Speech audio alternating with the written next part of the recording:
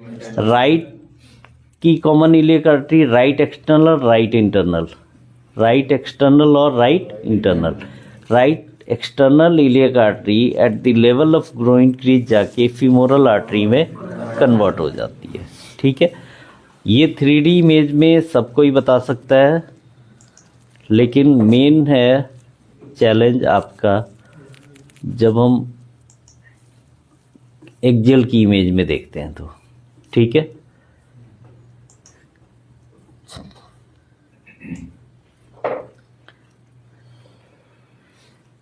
देखो अगर मैं ऊपर से देखते हुए आऊं तो ये लंग्स है हमारा, ये और ये लंग्स है, और ये लीवर शुरू हुआ है। ये हार्ट के 4 chamber, 1 2 3 4, right atrium, right ventricle, left atrium, left ventricle. ठीक है, अगर मैं नीचे आऊं तो ये लीवर जो है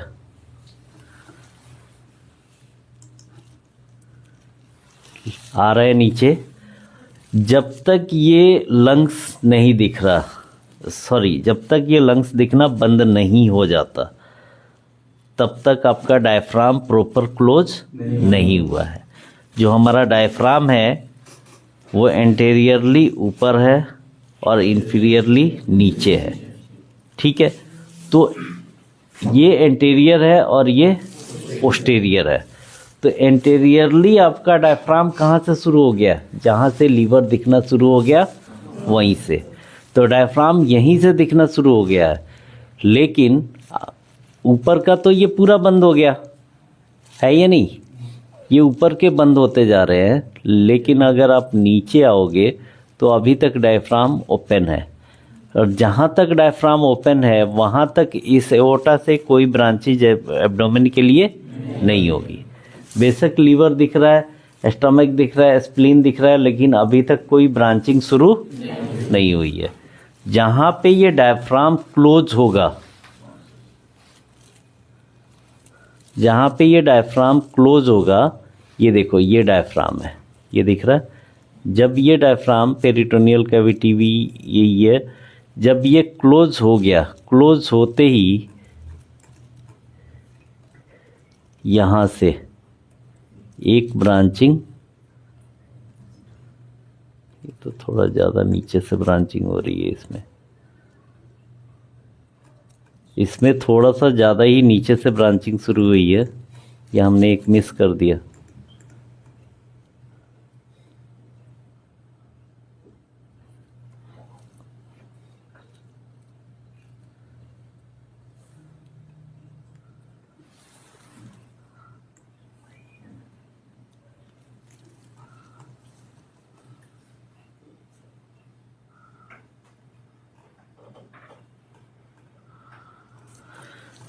ब्रांचिंग थोड़ी ज़्यादा नीचे से हुई है। ये देखो, ये है हमारा स्टमक।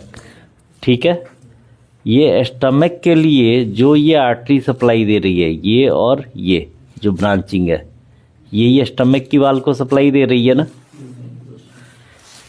यहाँ से दिख रहा है, यहाँ से दिख रहा है। तो अब इसकी ओरिजिन हम देखेंगे। ये पतली सी आर्टरी है, ये आर्टरी डायरेक्ट यहाँ एओर्टा से निकल रही है। तो ये नॉर्मल वेरिएशन वाला केस है। इसे अच्छा मानो ये ख़राब, लेकिन पहला केस ही आप लोगों को ऐसा मिला है। ठीक है, तो मतलब कंफ्यूज नहीं होना है। आइडियली हमारा क्या है, जहाँ से डोम्सअप डायफ्राम बंद हुआ वहीं से सीलियक ट्रंक निकलता है, और ट्रंक से तीनों आर्टरी निकलती है। लेकिन इस केस में डायरेक्ट ओरिजिन हो रही है हमारी गैस्ट्रिक आर्टरी की, और गैस्ट्रिक आर्टरी ये के जस्ट बाद ये हमारा निकल रहा है सीलियक ट्रंक।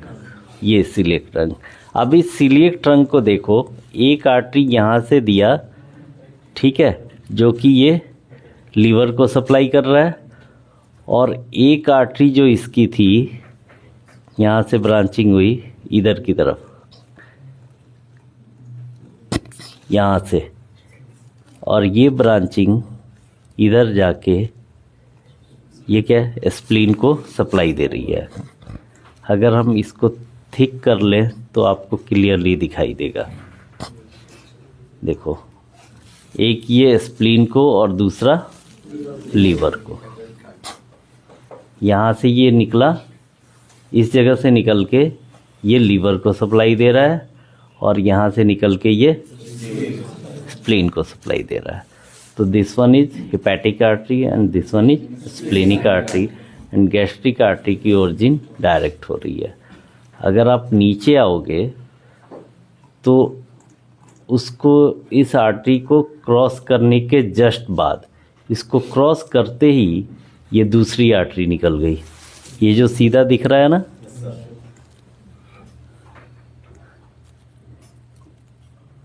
ये अब ये दूसरी आर्टरी निकल गई।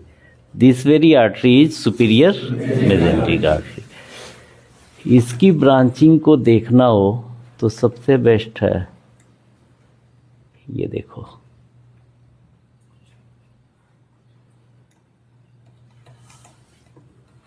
ये दिख रहा है, ये पूरे जाले से फैले हुए हैं, पूरे स्टमक में, एब्डोमेन में ये जाल सा फैला हुआ है। ये इसी की ब्रांचिंग है। ठीक है, आप एक बार इसको कॉर्नल की इमेज में, यहाँ से जब हम क्लिक करेंगे ना तो हमें multiple option 3D black and white 3D image आएगी। VR पे करेंगे 3D इमेज ही रहेगा लेकिन कलर्ड रहेगा। उसके बाद आप एक्सियल में, सेजाइटल में, कॉर्नल में, इन तीनों में किसी में भी ओपन कर सकते हैं। ये एक ऑब्लिक व्यू है। ऑब्लिक व्यू वो व्यू होता है, जैसे मैंने इस पे ऑब्लिक पे, अभी ये एक्सियल सेलेक्टेड है तो इसमें मैं एंगल नहीं दे सकता, सिर्फ ऊपर नीचे कर सकता हूँ। ठीक है, लेकिन अगर मैं ऑब्लिक व्यू करूँ तो इसी को मैं कॉर्नल बना सकता हूँ, यहाँ से चेंज करके, ऐसे जैसे चाहूँ वैसे रोटेट करके मैं इमेज को देख सकता हूँ, ऐसे। ठीक है, इसको चाहूँ तो मैं सहज भी बना सकता हूँ, ऐसे। तो ये इमेज कहाँ से ऑप्शन आया है? यहाँ से, ऑब्लिक से। ठीक है, तो अभी हम कहाँ पे थे? एक्सियल में।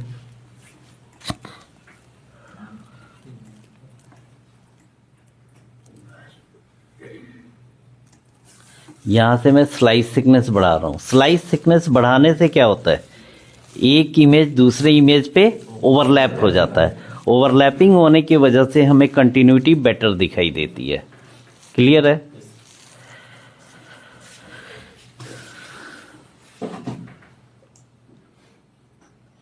ये कॉर्नल की इमेज लिया मैंने। अभी देखो स्लाइस थिकनेस 6.9 mm की है। पहले मैं 0 से स्टार्ट करता हूँ। ये दिख रहा है, आर्टरी इसमें भी दिख रही है, ठीक है, लेकिन ये दिख रहा है कि यहाँ से निकला और इधर गया। कंटिन्यूटी उतनी बेटर विजुलाइज नहीं हो रही है। ये हमारी रीनल आर्टरी है। इससे ऊपर अगर आप देखोगे तो ये है हमारी ये सुपीरियर मेजेंट्रिक आर्टरी, और ये उससे ऊपर वाली है हमारी सिलिएक ट्रंक। सिलिएक ट्रंक की ये पतली सी आर्टरी एक निकली है। अगर इसकी कंटिन्यूटी हम देखेंगे तो, क्यों बुरा मान गए भाई?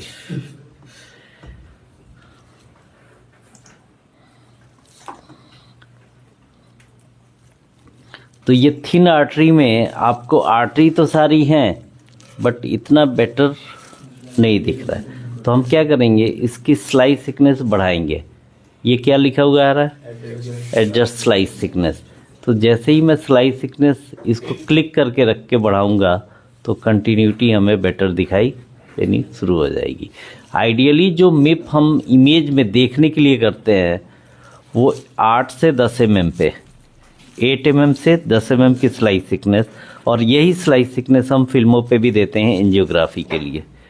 ठीक है, ये दिख रहा है, ये मेरा सर ही आ रहा है, दिख रहा है?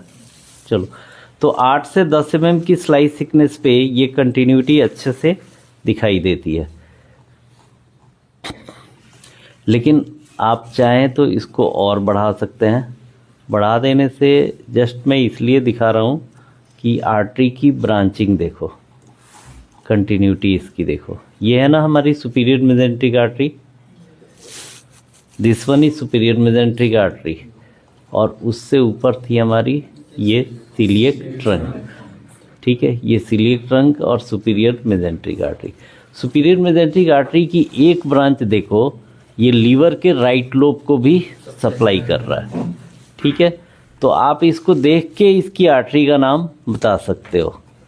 ठीक है, इधर एक ये आ रहा है, ये आर्टरी, ये अगर इसकी देखोगे तो ये आपके कोलोन को सप्लाई करेगा, नीचे आओगे तो इलियोसिकल पार्ट को सप्लाई करेगा।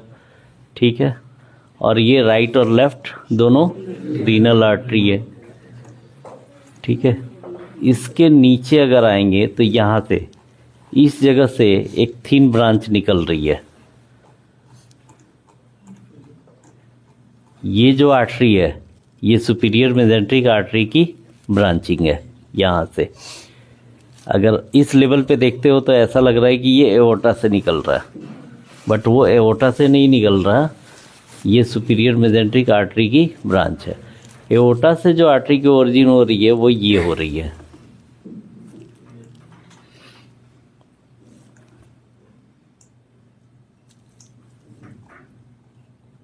ये वाली आर्टरी, ये यहाँ से। ठीक है, and this one is inferior mesenteric artery. ये एक जो जा रहा है ये left colic artery, and this one is sigmoidal, और इसी में से एक ब्रांचिंग होती है सुपीरियर रेक्टल आर्टरी की। ठीक है, इसकी स्लाइस थिकनेस कम करके एक बार देख लेते हैं। ये देखो, इस लेवल से ओरिजिन हो रही है। ये जो केस आप देख रहे हैं, आइडियली एओर्टा की जो थिकनेस होती है वो ये होती है। नॉर्मल एओर्टा की थिकनेस इतनी होती है, ये दिख रहा है, यही एओर्टा की थिकनेस होती है। बट इस केस में आप इस लेवल पे आते हैं तो ये एओर्टा यहाँ पे डायलेटेड है, and this very dilatation of artery is known as aneurysm. Aneurysm, dilatation of any artery is known as aneurysm. तो यहाँ पे एओर्टिक एन्यूरिज्म का केस है। एओर्टिक एन्यूरिज्म के साथ देखो आर्टरी की पूरी कैलिबर कहाँ से है, यहाँ से लेके यहाँ तक, लेकिन कॉन्ट्रास्ट बीच में दिख रहा है, यानी ये इतना पार्ट क्या है, थ्रम्बोस्ट है। उतना पार्ट थ्रम्बोसिस, वहाँ पे क्लॉट जाके जमा हो गया है। ठीक है, और इसी आर्टरी को अगर आप ध्यान से देखो,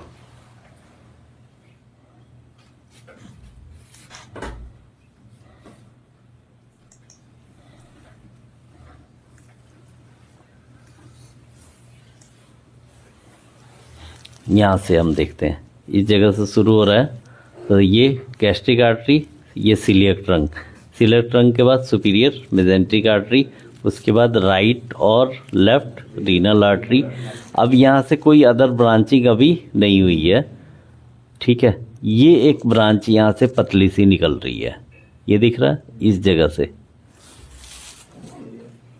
ये जो पतली सी ब्रांच यहाँ से निकल रही है ना, यही ब्रांच हमारी कौन सी है, कौन सी, रीनल आर्टरी के नीचे से एओर्टा से जो ब्रांच निकलेगी वो कौन सी ब्रांच होगी, इंफीरियर मेजेंट्रिक आर्टरी, यही बोला था।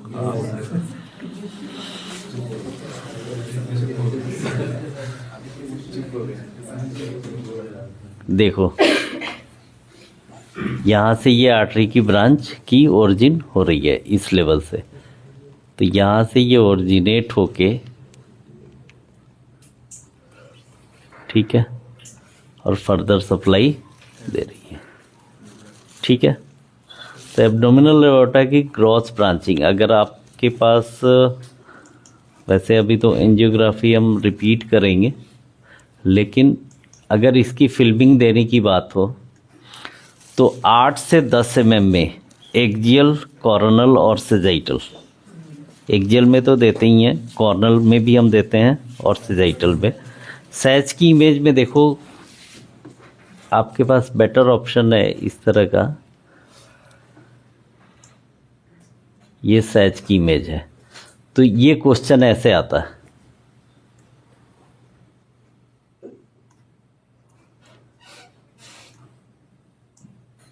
ये दिखाया जाएगा। यहाँ पे एरो लगा दिया। कौन सी आर्टरी है ये? ये ऊपर वाली सिलिएक ट्रंक और नीचे वाली सुपीरियर मेजेंट्रिक आर्टरी। ठीक है, ये ऐसे है, इस तरह से ऑप्शन आता है। अगर इसको ज़्यादा बेटर करना है तो बस ऐसे कर दो। अब क्या क्या दिख रहा है इस केस में? गैस्ट्रिक आर्टरी, सिलिएक ट्रंक, सुपीरियर में। तो एक्सियल कॉर्नल साइज तीनों का इम्पोर्टेंट है। ये देने के बाद जो मैंने 3D इमेज आपको दिखाई थी वो आप 3D इमेज दे दोगे। जैसे ये हमने बनाया था, ये वियर वाली इमेज, आप यहाँ से वियर की इमेज सेलेक्ट करो और ये इमेज एनोटेट करके दे दो। एक इमेज में एनोटेशन डाल दो, splenic artery, hepatic artery, superior mesenteric artery, inferior mesenteric artery, right renal, left renal. 3D में थिन ब्रांचेज आप 3D में नहीं दिखा सकते।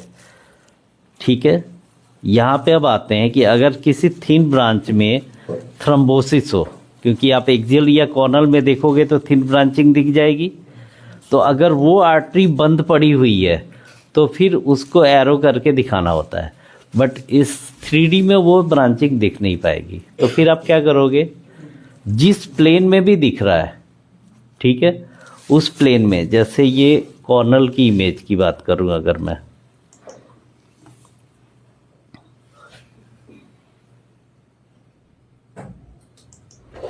अगर ये कॉर्नल की इमेज में दिख रहा हो, ठीक है, जैसे ये हमारी थिन ब्रांचिंग है सुपीरियर मेजेंट्रिक आर्टरी की, तो सपोज करो कि इस ब्रांच में हमारा, या ये जो थिन आर्टरी है ये आगे जाके थ्रोम्बोस्ट पड़ी है, तो मैं क्या करूँगा, इसकी मिप बढ़ा के यहाँ पे दिखा के और एरो यहाँ लगा दूँगा।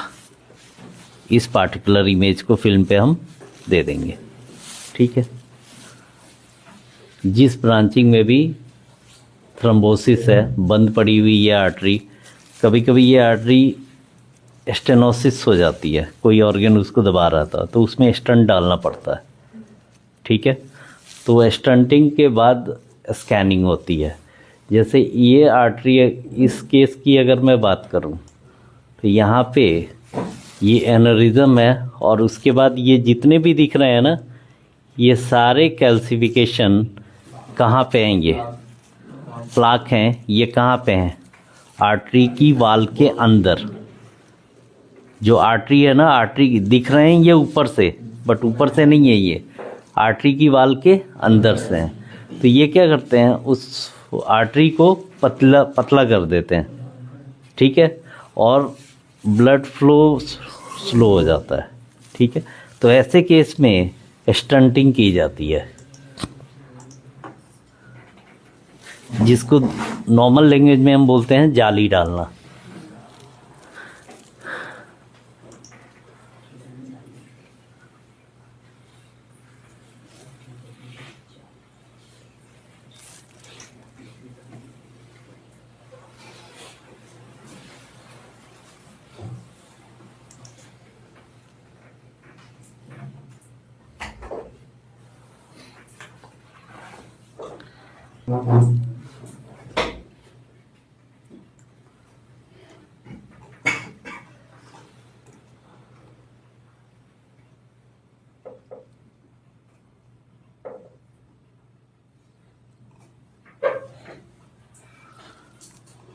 ये दूसरा केस है, इसमें देखो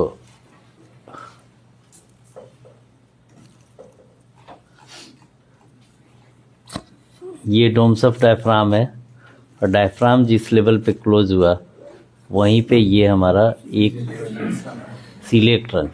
अब सिलिएक ट्रंक से 3 ब्रांच, एक ये, दूसरी ये और तीसरी ये, 1 2 और यहाँ से 3। ये जो तीसरी है ये हमारी गैस्ट्रिक है। ठीक है, और ये दोनों जो है ये स्प्लेनिक और हिपैटिक। अच्छा, इस केस में देखो नीचे अगर हम आते हैं तो एओर्टा का नॉर्मल साइज आपका यही है, लेकिन अगर आप रीनल आर्टरी को क्रॉस करते हो, ये